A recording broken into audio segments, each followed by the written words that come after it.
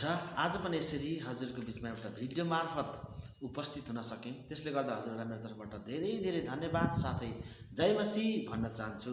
र आज तपाईहरुको बिचमा एउटा महत्त्वपूर्ण विषयलाई लिएर है खास विषयलाई लिएर चाहिँ बातचित गर्नको लागि आएको छु। त्यसले गर्दा हजुरहरूले यो भिडियो हेर्दै गर्दाखेरि अन्तिमसम्म नै स्किप नगरिकन हेर्नुभयो भनेदेखि धेरै आशिष पाउनुहुन्छ भनेर म तपाईलाई एउटा जानकारी दिन चाहन्छु। विशेष गरी आजको भिडियोको शीर्षक चाहिँ रहेको छ कि साँच्चै कमेन्टमा एकजना मित्र जो हरिभक्त उपाध्यायज्यूले उहाँले लेख्ने गर्नुहुन्छ कि सबै शास्त्रले हैन सबै शास्त्रले सबै धर्मशास्त्रले चाहिँ वेदको महिमा गर्छ भनेर उहाँले भन्नुभयो। किनकि सबै शास्त्रको जड चाहिँ भनौं वेद हो अनि सबैले नै वेदकै महिमा गर्छन्। जस्तो बाइबलले पनि वेदकै महिमा गरेको छ भनेदेखि कुरानले पनि वेदकै महिमा गर्छ भनेर उहाँले भन्नुभएको छ। त आजको भिडियोमा चाहिँ मैले साँच्चै सबै शास्त्रले वेदको महिमा गर्दा रहेछन् कि र वेदले चाहिँ कसको महिमा गर्छ भन्ने विषयमा चाहिँ आज मैले लिएर तपाईको बिचमा बातचित गर्नको लागि म आएको छु। र साँच्चै नै वेदले चाहिँ कसको महिमा गर्दैछ र वेदले चाहिँ साँच्चै कसको चाहिँ खोजी गर्दैछ र कसको स्तुति र प्रशंसा गर्दैछ। वेद मात्रै नभएर 4 वेद 18 पुराण र 227 उपनिषद मिलेर चाहिँ कसको महिमा गर्दैछ भन्ने कुरालाई आज म तपाईहरुको बिचमा लिएर आएको छु। र साँच्चै तपाईहरुलाई म यो मेन विषयमा जानुभन्दा पहिला सानो अनुरोध गर्दछु, जसले यो भिडियो पहिला चोटि हेर्दै हुनुहुन्छ भनेदेखि यो च्यानललाई सब्स्क्राइब गर्न नभुल्नु होला भनेर म तपाईलाई भन्न चाहन्छु। वेदले चाहिँ कसको महिमा गर्दैछ भन्ने कुरा स्पष्टसँगले बुझ्नुहुन्छ। आउनुहोस् तपाईहरुले पण्डित उपाध्यायज्यूको भिडियो हेर्न सक्नुहुनेछ। म तपाईहरुको बिचमा एउटा केही आज गजबको रहस्यको कुरा लिएर आएको छु। हामी पुराण भन्छौं, पौराणिक इतिहासका कुराहरू गर्छौं। 4 अरब 32 करोड वर्ष पुरानो हाम्रो वैदिक इतिहासको बारेमा हामी छलफल गर्छौं, त्यसलाई हामी दाबी गर्छौं। अनि यो अकल्पनीय कुराहरू तपाईहरुको बिचमा प्रस्तुत गर्दछौं। लेखिएको छ भागवत महापुराणमा लेखिएको छ, प्रथम खण्डको प्रथम अध्यायकै प्रथम श्लोकमै लेखिएको छ। म तपाईको बिचमा आज एउटा शब्दको बारेमा प्रस्तुत गर्न गइरहेको छु, जुन शब्द चाहिँ हाम्रो वैदिक धर्मशास्त्रमा यम भन्ने शब्द धेरै ठाउँमा प्रयोग गरिएको छ। तर यस यम भन्ने शब्दलाई कसैले ध्यान दिएको हुँदैन। तर यही यम भन्ने शब्द चाहिँ सबै शास्त्रहरूको सार हुन्छ अनि सबै रहस्यको मूल तत्व हुन्छ। म तपाईको बिचमा एउटा पर्दालाई हाम्रो अगाडि छेकेर हाम्रो आँखालाई छोपिदिएर राखिदिने भएको रहेको अगाडि रहेको पर्दालाई म खोल्न गइरहेको छु। यहाँ यस्तो लेखिएको छ, यम प्रव्रजन्त अनुपेत कृत्यम द्वैपायनो विरहकातर आजुहाव पुत्रेति तद्मयतया तरवः विनेदु तम सर्वभूत हृदयम मुनिमान तस्मै।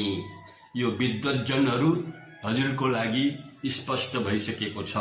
यसलाई मैले यहाँ व्याख्या गरिरहनु निकै लामो समय जाने भएको कारणले हजुर आफै मनन गर्नुहोला। अर्को ठाउँमा लेखिएको छ स्कन्द पुराणमा, यम ब्रह्मा वरुणेन्द्र रुद्र मरुत स्तुभ्यन्ति दिव्यस्तवै वेदैशांग पदाक्रमोपनिषदै गायन्ति यम सामगा ध्यानावद्वद्गतेन मनसा पश्यन्ति यम योगिनो यस्यन्तं न विदः सुरासुरगणा देवाय तस्मै नमः भनेर यो यहाँ यसरी यो श्लोक राखिएको छ। यो स्कन्द पुराणमा पाउँदछौं भने स्कन्द पुराणबाट रचना गरिएको स्वस्तानीको व्रत कथामा पनि यो श्लोकहरू हामी प्रशस्त गरी पाउँदछौं। अनि सर्वसाधारण सबै हाम्रा हिन्दू मित्रहरूलाई यो श्लोक प्राय थाहै हुन्छ। यहाँसम्म कि बालकहरूलाई पनि स्वस्थानीको व्रत कथा लगाउँदा यो श्लोक सुनेर सुनेर सुनेर मुखाग्रे भइसकेको हुन्छ, तर वास्तवमा यस श्लोकको मर्मलाई चाहिँ हामी ध्यान दिँदैनौँ। अब यही श्लोक र यहाँ लेखिएको पहिला पनि हामी अघि पढ्यौं, यम प्रवर्जन्त अनि यम ब्रह्मा। यम किन अगाडि आयो यहाँ? किन एकैचोटि ब्रह्मा विष्णु महेश्वर भनेर यहाँ लेखिएन? किन अगाडि यम भन्ने शब्द आयो? यम ब्रह्मा वरुणेन्द्र रुद्र मरुत स्तुभ्यन्ति दिव्यस्तवे। यमको अगाडि ब्रह्मा विष्णु महेश्वर सबै देवताहरू स्तुति गर्दछन्। वेदै साङ्ग पदाक्रमोपनिषदै गायन्त्यम सामगा। वेदहरूले अनि उपनिषदहरूले क्रमैसित एकदमै अलङ्कारिक शब्दमा मजाले गाउनुहुन्छ। यमको अगाडि अर्थात् कीर्तन भजन गर्नुहुन्छ भनेर लेखिएको छ। ध्यानावत्वदगतेन मनसा पश्यन्ति यम योगिनो। ती मनीषीहरूले ध्यानसँग यमको बारेमा मनन गर्दछन् र सबै योगीहरू यमकै अगाडि, यस शब्दको अगाडि लमतन्न भएर, लौरो तुल्य भएर आराधना गर्दछन्, नतमस्तक हुन्छन्। पश्यन्ति यम योगिनो यस्यन्तम नविद सुरासुरगणा। यस प्रकारले सबै सुर असुर गणहरू पनि उहाँकै अगाडि झुक्दछन्। ध्यानावत्वद गतेन मनसा पश्यन्ति यम योगिनो भनेर यसरी लेखिएको छ भने सम्पूर्ण प्रकारले हामीले सुनेका, जानेका, बुझेका, नसुनेका, नजानेका, नबुझेका सबै तत्त्वले अथवा सबै आत्माहरूले, सबै ईश्वरहरूले, सम्पूर्ण 33 कोटी देवता देवीहरूले, अर्थात् त्यति मात्र नभएर ब्रह्मा विष्णु महेश्वर पनि यही यम भन्ने शब्दको अगाडि झुक्दछन् भनेर लेखिएको छ। यस कारणले यो यम भन्ने शब्द जुन गुप्तमा रहेको छ, तपाईले यदि यो भिडियो हेर्दै हुनुहुन्छ, तपाईले गएर आफ्ना पुरोहितहरूसँग, गुरुजनहरूसँग, साधु सन्यासीहरूसँग सोध्नुहोस्, उहाँसँग उत्तर हुँदैन। यदि उत्तर दिनुभयो भने पनि तपाईलाई यो नचाहिँदो प्रश्न लिएर आएछ भनेर यसै बेअर्थको कुराहरू गरिदिएर तपाईलाई पठाइदिनुहुन्छ। किनभने यसको मर्म बुझ्ने हाम्रो भारतवर्षमा मानिसहरू धेरै कम्ती छन्। तर म तपाईहरुको बीचमा यो काम गरौं भनेर मैले कम्मर कसेँ यम भन्ने शब्दको बारेमा। तपाईलाई थाहा छ, ऋग्वेद प्रथम खण्डको प्रथम अध्यायको प्रथम ऋचाले नै यमको बारेमा र यम नै शब्द ब्रह्म हुनुहुन्छ। शब्दो ब्रह्म, शब्दाक्षरम ब्रह्म भनेर उल्लेख गरिएको छ। अनि यही यम चाहिँ यज्ञ स्वरूपा भनेको छ। पढ्नु होला आफ्नो धर्मशास्त्रलाई। सज्जनहरू, विशेष गरी हिन्दुत्ववादी हाम्रा प्रियजनहरूलाई म मेरो हृदयबाट आग्रह गर्दछु, कुनै पनि कुरालाई खण्डन गर्नु, नबुझिकन त्यसको विरोध गर्नुभन्दा अगाडि त्यसलाई मनन गर्नु, वास्तविक कुरालाई जानेर नै कसैलाई भन्नु चाहिँ राम्रो बुद्धिमत्ता हो। असल व्यक्तिको एउटा ठुलो नमुना हो यो। सज्जनहरू, आज म यही यम भन्ने शब्दको विषयमा म तपाईको अगाडि भन्दैछु। सायद मेरो भिडियो अलिकति लामो हुन सक्ला, तर ध्यान दिएर सुन्नुहोस्। यो मेरो लागि त मैले जानिहालेँ, तर तपाईको लागि खाँचो छ जान्नु पर्ने, र तपाईको लागि यो भिडियो बनाउँदैछु म। अब शब्द ब्रह्म यम भन्ने चाहिँ ऋग्वेदको आधारमा, यजुर्वेदको आधारमा हामीले राम्ररी यसलाई मनन गर्यौं भने यम भन्ने चाहिँ शब्द ब्रह्म हुनुहुन्छ। अनि भागवत गीता 3 अध्यायको 10 श्लोकको आधारमा सहयज्ञ प्रजा सृष्ट्वा पुरोवाच प्रजापति अनेन प्रसव विश्व ध्वमेशवस्तु इष्टकामधुक भनेर त्यहाँ वर्णन गरिएको छ भगवान कृष्णले अर्जुनलाई उपदेश दिनुहुँदा। अनि यही यम भन्ने शब्दको बारेमा त्यहाँ प्रकाश पारिएको छ। तर यतातिर हामीले तपाईले कहिल्यै पनि ध्यान दिएनौं। यम भन्ने शब्द नै देह धारण भएर संसारमा आउनुभयो। उहाँ नै परब्रह्म परमेश्वर हुनुहुन्छ, उहाँ नै शब्दाक्षरम हुनुहुन्छ भनेर भागवत गीताले पनि भनेकै हो। 15 अध्यायको 4 श्लोकमा पनि त्यही लेखिएको छ। अनि आज म यही यम भन्ने शब्दको अगाडि यी सबै 33 कोटी देवी देवताहरू किन नतमस्तक भएर दण्डवत गर्छन् त, यस विषयमा म तपाईको अगाडि प्रस्तुत पार्नेछु। परमेश्वरको दिव्य वचन बाइबल, संसारले यसलाई बाइबल भन्छ, ठिकै हो।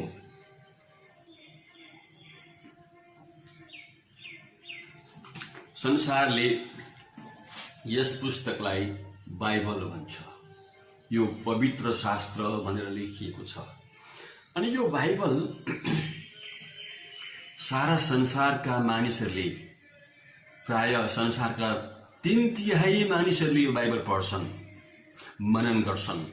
अनि यहाँ भित्र भएको रहस्यको कुरा खानीबाट खोतलेर निकालेर सुना निकाले जस्तै, हीरा निकाले जस्तै यहाँ भित्रको रहस्यको कुरा, भण्डार, त्यो ज्ञानको भण्डार निकाल्छन्।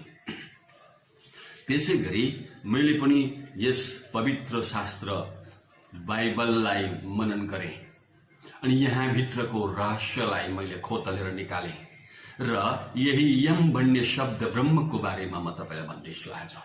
ध्यान दिनुहोस्, यम शब्द जुन ब्रह्म हुनुहुन्छ, परमात्मा परमेश्वर, उहाँको बारेमा म तपाईलाई भन्दैछु।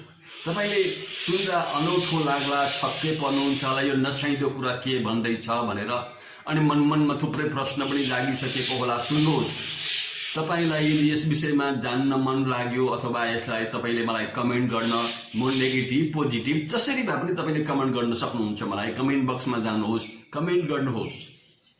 म तपाईको सेवाको लागि तयार छु। अनि तपाईले मलाई जस्तै प्रश्न गर्न मन लाग्छ, तपाईको उत्तर दिनको लागि म तयार छु, तपाईको सेवा गर्नलाई।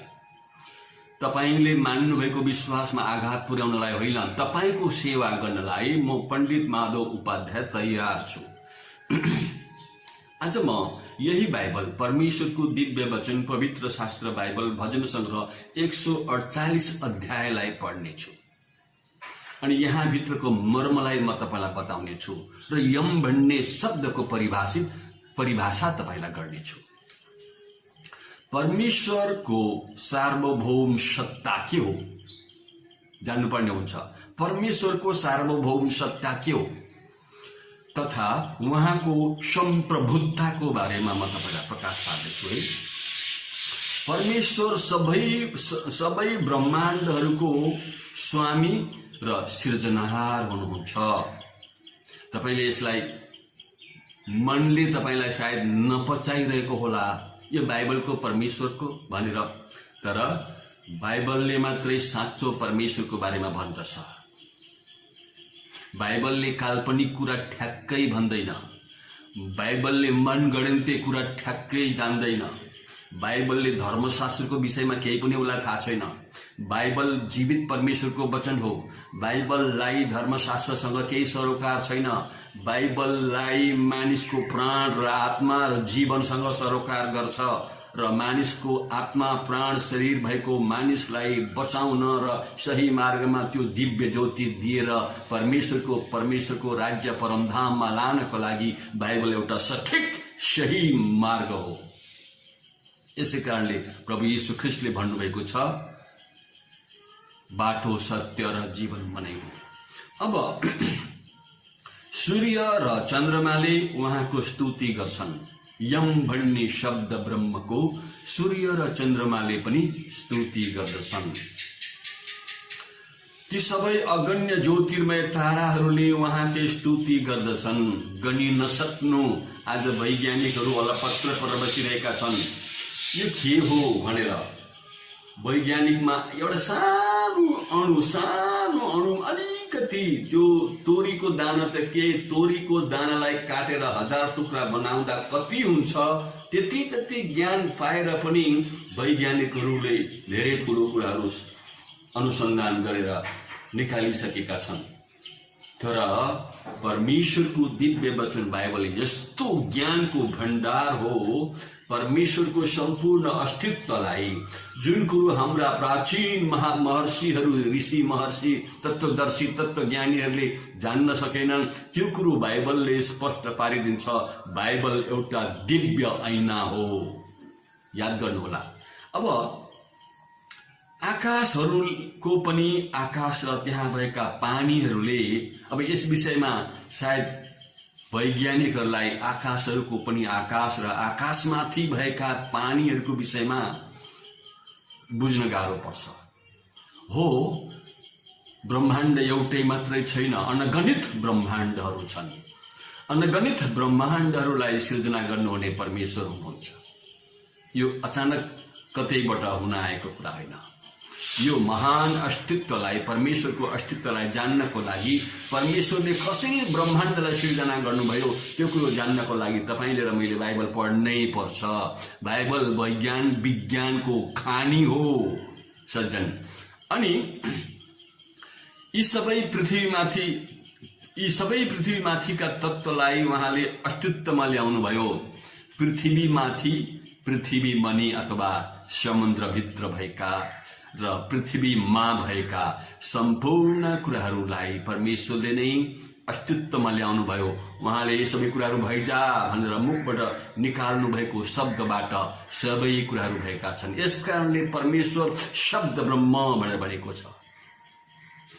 यो कुरा तपाईलाई कसले भनिदिने? सबै गुरुजनहरू त यो हाम्रो पेशा हो भनेर पेट पाल्नमा व्यस्त हुनुहुन्छ। अनि तपाईँ र हामी गुरुजनहरू यस्तै स्वार्थी गुरुजनहरूको कुरामा ढुक्क परेर बसिदियौँ। केवल आफूलाई हिन्दू भन्ने मात्रै जान्यौँ, हिन्दुत्व भित्र भएको रहस्यलाई बुझ्न खोजेनौँ। त्यसले गर्दाखेरि सज्जनहरू, तपाईले र मैले यी सबै रहस्यको कुरा जान्नै पर्छ। उहाँले गर्नुभएको आदेश टल्दैन। परमेश्वर, परमपिता परमेश्वरले जब आदेश गर्नुहुन्छ, उहाँको मुखबाट निस्किएका हरेक शब्दहरू कहिल्यै टल्दैनन्। अनि उहाँले बोल्नुभयो र ब्रह्माण्ड अस्तित्वमा आयो भन्ने कुरा हामीले जान्यौँ। अब गहिरो समुद्र र त्यहाँ भएको महाकाय अजिङ्गर र क्रोकोडाइल अर्थात् गोहीले उनीहरूले परमेश्वरकै स्तुति गर्दछन् र परमेश्वरकै आज्ञा अनुसार जिउँदछन्। परमेश्वरको आज्ञा यस्ता डरलाग्दा जनावरहरूले भङ्ग गर्दैनन्, तोड्दैनन्। परमेश्वरले गर्नुभएको आज्ञा अनुसार यिनीहरू जिउँदछन् र जे उनीहरूलाई गर्न लगाइएको छ, आदेश पाएका छन्, त्यही मात्रै गर्दछन्। प्रचण्ड अग्नि र असिना, हिउँको पहाड र कालो बाक्लो कुहिरो अनि प्रचण्ड आँधी उहाँकै स्तुति गर्दछन्। तपाईँ हामी डिस्कभरीमा हेर्दछौँ कस्तो कस्तो पृथ्वीमा, समुद्रमा र हिमालयमा हिउँहरूको कस्तो कस्तो भण्डार छ।